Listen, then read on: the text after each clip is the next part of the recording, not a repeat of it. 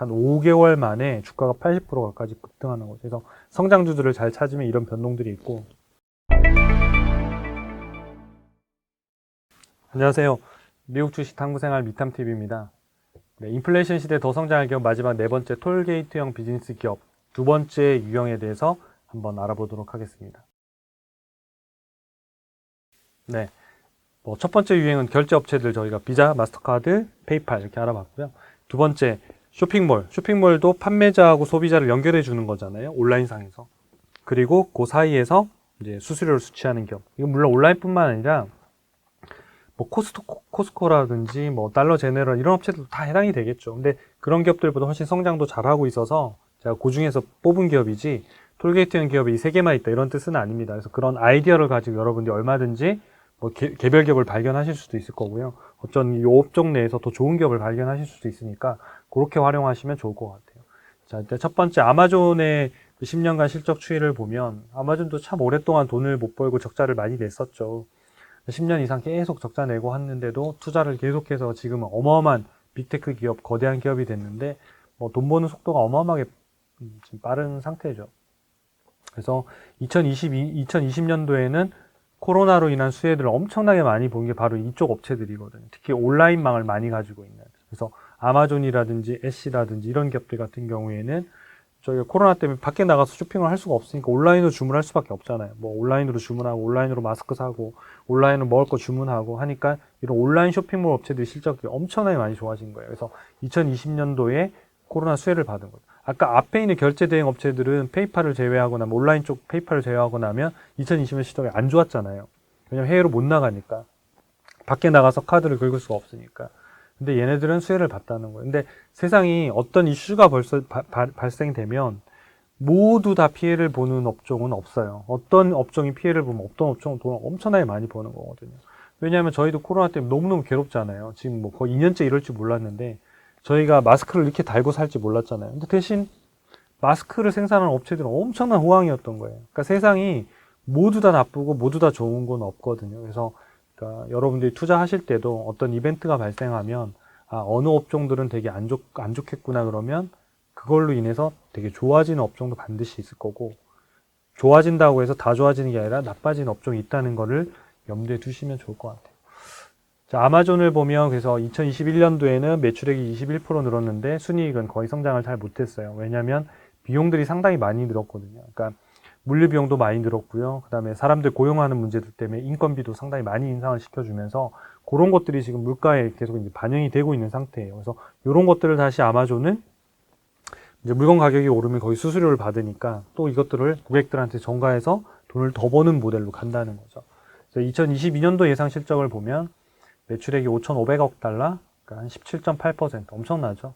그러니까 순이익은 268억 달러, 그러니까 전년 대비해서 27%. 그러니까 2022년도에도 상당히 많이 성장하는 기업이다라는 건 그냥 여기서 딱 이미 잘 알 수가 있습니다. 그래서 온라인 스토어가 매출 비중 1위고, 수익성이 좋은 건 요 AWS라고 하는 사업이죠. 그래서 클라우드 비즈니스를 하고 있는데요. 그러니까 클라우드상의 서버들을 임대해주는 사업인데, 이쪽 사업이 되게 성장도 많이 하고, 마진이 되게 높아요. 그렇죠?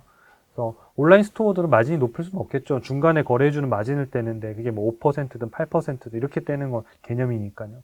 그래서 이걸로 온라인 스토어로 수익률, 영업이익률을 30% 한다는 이런 건 불가능하죠. 근데 AWS에서는 가능하겠죠. 그래서 이쪽 사업부의 성종이나 구독, 월 정액으로 내면 구독할 수 있는 그런 형태의 사업이 커지면 커질수록 수익성, 그러니까 영업이익률도 아마존의 영업이익률도 개선이 될 거로 예상이 됩니다.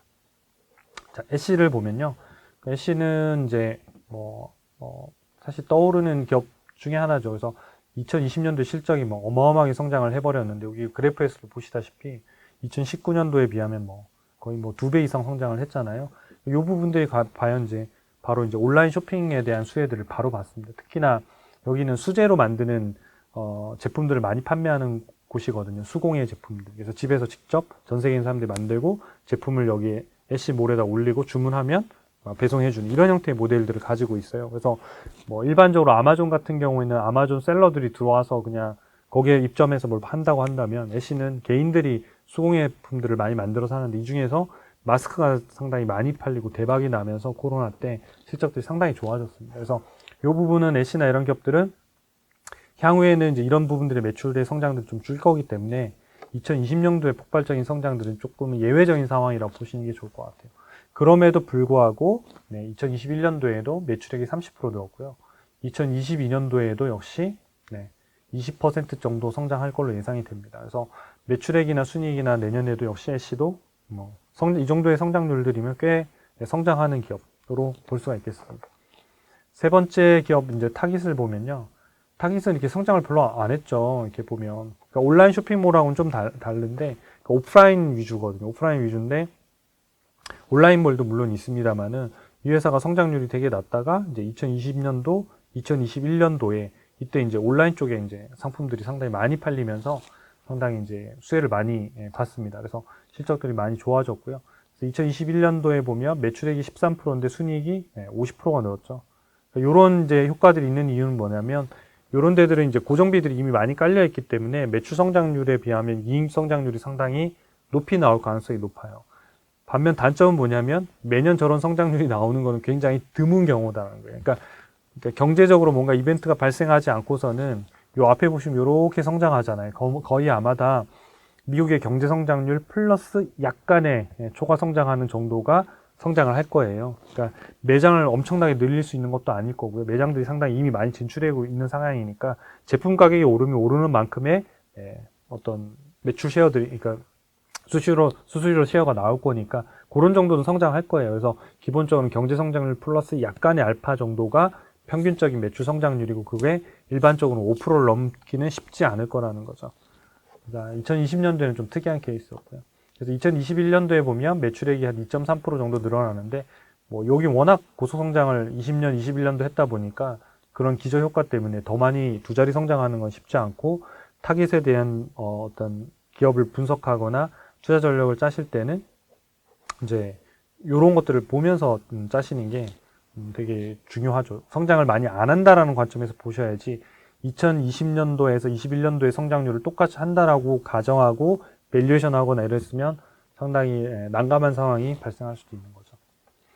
주가 추이를 3개월 동안 보면 1등, 2등, 3등인데 1등이 어딜까요? 제일 성장을 많이 했던 애쉬겠죠. 애쉬가 6개월 동안 39%고 요 위에 보시면 주가가 최근에 조정받기 전까지 80%까지 오른 거예요. 한 5개월 만에 주가가 80%까지 급등하는 거죠. 그래서 성장주들을 잘 찾으면 이런 변동들이 있고, 그 외에 이제 아마존이나 타겟은 주가 상승률이 거의 비슷해요. 6개월 동안에 한 6에서 7%. 자, 대신 보면 요 하락률을 보세요. 여기 80에서 거의 40까지 떨어졌던 반이 없어진 거예요. 이익의 절반이 없어진 거예요. 자, 내가 만약 1,000만 원을 투자해서 80%면 800을 벌었잖아요. 그럼 40%가 됐으면 400이 없어진 거예요. 800에서 400이 없으니까 절반이 없어진 거예요. 여기 아마존이나 이런 애들 보면 실제로 여기 있는 수익률 자체가 한 15%에서 14% 왔다 갔다 하거든요. 얘가 7%가 됐어요. 그럼 얘도 1,000만 원을 투자했으면 140만 원에서 70만 원이 됐으니까 수익금이 절반이 된 거예요. 사실상은 똑같은 거예요. 떨어진 거에 비하면. 그러니까 내가 어떤 투자자의 유형이냐에 따라서 좀 고를 수 있는 거예요. 나는 변동성이 심해도 괜찮아. 나는 이거 잘 견딜 수 있고 얼마든지, 왜냐하면 이런 회사들이 또 다시 성장하면 애쉬의 주가 탄력이 아마존이나 타겟보다는 훨씬 빠를 거거든요. 그러니까 오를 때 훨씬 많이 오르고 떨어질 때 많이 떨어지는 특징을 갖고 있다는 걸 알고 투자하시면 괜찮다는 거예요. 근데 그게 아니라 내 거는 왜 오를 때는 안 오르고 떨어질 때 엄청 많이 떨어지자면 이상한 거거든요. 그래서 AI가 계산한 밸류에이션을 좀 볼게요. 그 아마존인데요. 아마존은 빅테크 기업 중에서 그냥 매우 저평가되어 있습니다. 이게 쉽지 않은 기업 유형이거든요. 그러니까 애플이 그러했고요. 애플은 최근에 주가가 사상 최고치를 경신했습니다만 여전히 저평가되어 있거든요. 그러니까 애플은 그전에는 매우 저평가에 이미 있었고, 그러니까 그렇게 거래되고 있는 기업들이 예를 들어서 이제 아마존하고 구글하고 애플 이 세 개 정도거든요. 메타 플랫폼이라고 하는 페이스북도 저평가되어 있는 게 맞습니다. 근데 마이크로소프트 같은 게 이미 적정가 라인 위까지 지금 올라와 있는 상태고요. 상대적으로는 아마존이나 구글이나 애플이 훨씬 더 지금 성장성 대비해서는 밸류에이션이 좀 낮게 나와요. 자, 보면 여기 선글라스맨 있는 요 시점에 보면 매우 저평가, 요게 저평가고 여기가 고평가, 요 밴드 라인 안으로 들어와서 움직이거든요, 원래. 그러다가 시장이 좋거나 수요가 몰리면 이걸 뚫고 매우 고평가까지 가기도 하고요. 근데 반대로 시장 상황이 안 좋거나 사람들이 기대가 없으면 매우 저평가에서 왔다 갔다 하게 돼요. 근데 아까 말씀드린 대로 장기적으로는 결국 이 밴드 안으로 들어가게 돼 있거든요. 그러니까 기업의 가치가 선행 지표고 그 다음에 주가가 따라가는 거거든요. 그래서 지금은 여전히 이때가 제일 저평가고 지금 주가가 꽤 올라와 있습니다만은 한 10몇 프로 올라와 있다면 여전히 저평가라서 투자 의견은 여기서 초이스탁에서 계산해 보시면 자동으로 적극 매수 단계. 이거는 증권사에서 제공하는 게 다른 게 아니라 저희가 AI를 통해서 계산하고 있는 겁니다. 그래서 적극 매수 단계고 요거는 가격을 얘기해 주는데 저평가가 3,564달러 이하면 가격이 싸다라는 얘기를 하는 거예요. 근데 지금 현재 12월 8일 기준으로 3,523달러거든요. 그러면 요 미국보다 싼 거잖아요. 그 얘기가 뭐냐면 요 파란색 라인보다 밑에 있다는 얘기예요. 요거는 요 사이트에 오셔가지고 검색해 보시면 계속 업데이트 되는 것들을 계속 보실 수 있어요. 그래서 매일 오셔서 검색하셔도 좋고요. 이렇게 보시면 좋으실 것 같아요. 근데 만약에 주가가 3,500달러에 더 떨어져서 3,000달러까지 갔어요. 그럴 수 있다고 말씀드리는 거예요. 왜냐? 저평가됐지만 더 저평가된 얼마든지 갈 수 있어요. 파는 사람이 더 많이 나오는 거예요. 그렇죠? 그러니까 하지만 그 밑으로 떨어지면 떨어질수록 더 저평가라서 결국은 이 파란색 밴드 있는 라인에 들어간다라는 그 신뢰, 그 다음에 철학. 그러니까 그 철학이 이 솔루션을 신뢰하라는 뜻이 아니라 기업의 가치가 먼저 가고 올라가는 기업은 결국 주가가 따라간다라는 거를 신뢰하고 있으면 나머지 문제들은 조금은 더 쉽게 풀어가실 수 있지 않을까 싶습니다. 두 번째는 애쉬라는 회사인데요. 여기 보면 요 선글라스면 요때가 최고겠죠. 왜냐면 이제 적정 주가가 여기서 이제 점핑한 거예요. 실적이 좋으니까. 점핑했는데 주가는 반대로 이때 급락한 거예요. 이게 주가가 여기서 적정가와 고평가 사이를 왔다 갔다 움직이다가 물론 트레이딩 하실 분들은 여기 사서 여기 팔고 여기서 팔고 하면 하겠지만 막상 해보시면 쉽지는 않아요. 그런 부분들이. 근데 지금 요 시점은 큰 기회가 한번 생긴 거거든요. 왜냐면 기업의 가치는 올라갔는데 주가가 반대로 이렇게 떨어진 기죠. 근데 요 시점에 보면 주가가 역배열이거나 이미 5일선 뿐만 아니라 121선까지 다 무너뜨리고 이렇게 내려온 시점이거든요. 그러면 기술적 분석으로 차트만 보면 사기가 되게 쉽지 않죠. 요 차트를 보면 저때 사면 되겠네라고 뒤에서 보면 쉬운데 저 시점까지만 딱 보면 더 떨어질 것 같은데 사기가 쉽지 않다는 거죠. 주가 차트를 보면 더 못 사죠. 왜냐면 이렇게 음봉이라고 해서 왜 이렇게 파란색 있잖아요. 이렇게 길게 내려오는 거. 이렇게 쭉쭉쭉 내려오면 그걸 보고 어떻게 용기 있게 사겠습니까? 이게 바닥이 어디일지 더 떨어지지 쉽지 않을 때. 그럴 때 이런 차트를 좀 참고하시면 좋을 것 같아요. 왜냐하면 기업의 가치의 라인들을 보여주니까 어느 정도가 되면 이게 너무 저평가가 돼서 더 이상 사실상은 떨어지기 힘들다 뭐냐면 그때 되면 용기 있는 매수자들이 나오면서 수급이 전환될 가능성이 높다는 얘기거든요. 자, 그래서 이제 주가가 애쉬가 요때 보면 거의 한 70달러 정도 됐겠네요. 여기가 100달러, 여기가 200달러니까요.